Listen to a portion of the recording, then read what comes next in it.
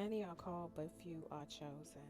I am I'm in the hospital right now, and I still got my scrubs on because I came straight after work, and I absolutely love encouraging and praying for other people. But I really could use some prayer right now. I have been dealing with some long-standing issues, health issues, and it just seems like doctors have not been listening to me, and I am just at a point where I am ready to give up, but I know I have to trust God, and I would appreciate prayer for me to find a resolution to the situation with my health. So if you could pray for me, for for these doctors to figure out what has been going on, what I have been dealing with for some years now. But regardless of that, what I want to speak about is many of you are chosen. Um, Most, if not all of us, are called because that's God's will. He calls all of us to Him, right? But everybody doesn't accept. But you, a lot of you are chosen. A lot of you, because you are chosen, you have a target on your back. And the thing is, you're wondering why you go through so much spiritual warfare, why you seem to go through so many attacks, why you seem to go through so many situations in life. And it just seems like, honestly, it seems like life, I don't want to say life has gotten worse when I accepted Jesus and when I truly started choosing to live for Him. I don't want to say it got worse, but man, the attacks got it's overwhelming sometimes. But see, that's the thing. Sometimes that's when you know that you are chosen. Now, some of you is being attacked and going through stuff because of your sin, because of things that you've gone through, and I have brought things on myself. But you are chosen, and the enemy has a target on your back because he does not want to see you do what God is calling you to do. You have such a big purpose. You have no idea. The enemy, sometimes what we don't really understand, he is afraid of you choosing to put your 10 toes down and truly walk in your purpose because you don't realize the destruction that when you say yes to God, what it's going to do to Satan's kingdom. I had to explain this in a way for somebody to understand because you have a lot of Christians, right? But they still have not surrendered and said yes to God. It's like a football team, right? You might have a football team. Let's just say it's a small team and it's like 10 players, right? And they're all really good, correct? But there's one person on that team that is carrying that team. They take that team to finals. They are capable. They are so good at what they are doing. They will destroy other teams. They have such a gift and a talent in them that other teams, they're not afraid of that team. They're afraid of that person. It's the same thing in the spiritual realm. See, Satan knows who you are in the spirit. Now, the people that's operating, that you see coming against you, sometimes they don't even realize what's operating through them.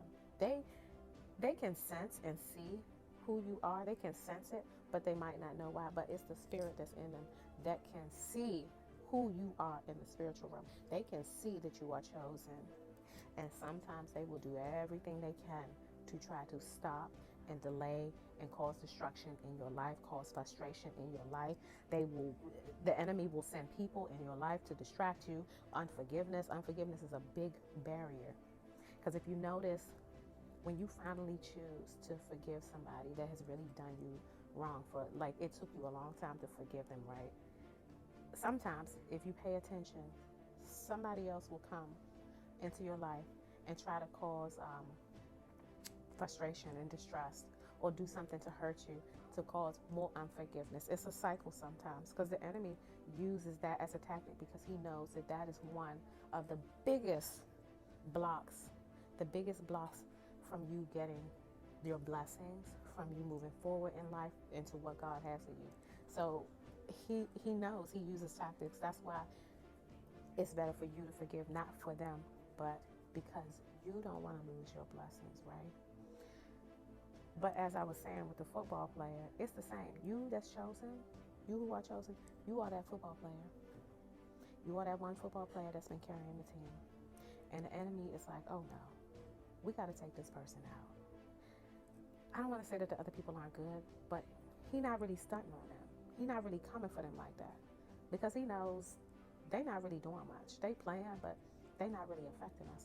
And that's why you see some people that claim to be believers in God, they're not really surrendered to God. They're not really walking in their calling. So the enemy is not really coming for them like that. Yeah, I'm not saying he don't come for you. He does. You get what I'm saying? He doesn't want anybody to follow God. But what I'm saying is, you'll notice that some people, he ain't coming for them like that, because they're not going to make a huge impact in the kingdom of darkness like you will. And this is not to be arrogant or say that somebody's better than anybody. That's not what it is. Because most people that are truly chosen, whatever it is that God is calling them to do, they don't want to do it. They don't want to do it. Like me speaking and choosing, to pray for people. And I don't like doing this. I don't like social media. I don't like talking in front of people. I don't feel like I talk very well. I just never been a person. I've been fearful of getting in front of people, singing in front of people. He has me writing music now. I've never, ever, ever wanted to sing in front of people. That has been one of my biggest fears, but that's something that he's calling me to do. You get what I'm saying? So a lot of you that are chosen, you've been running from your purpose for so long. But I challenge you today to make a decision to allow God to use you. Just say yes. And I know you might not feel like you're not worthy enough, or you feel like you're still wretched. You still have certain sins with you. I do too. I'm not perfect. I have struggles. But that doesn't mean that he can't use you. Only thing you got to do is just say yes and let him work on the rest in you. You want to come to him. You want to fix yourself before you come to him. No, don't fix yourself before you come to him. Come to him messed up and broken. But if he's calling you, he's choosing you. It's rough. A lot of the attacks that I've been going through, a lot of spiritual attacks have been attacking on my health, and it has been torture. But understand this, it is such an honor. If you really think about it, if God is choosing you to work for his kingdom, to make, to make a big difference with people, to use you in such a way, is such an honor. If you really think about it, like, he chose you. Like, I'm grateful he chose me.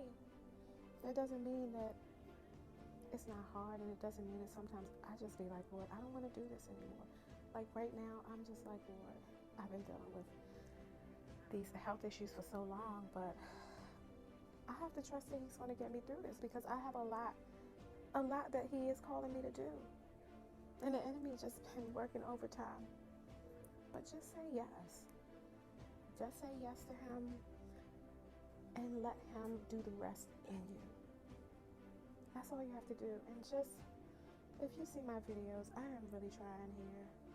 If you like what I'm saying, like and follow and share it, because we have to support each other. I don't get on social media like that because I don't like it, but I've been forced to have to do it. So if you don't see me interact as much, it's not anything against anybody. I hate putting myself out there. But if you appreciate, the words of encouragement and what I'm doing, like and follow, and I will go through each person's page, and if you're working and doing the same thing, I will support as well. So pray for me. But thank you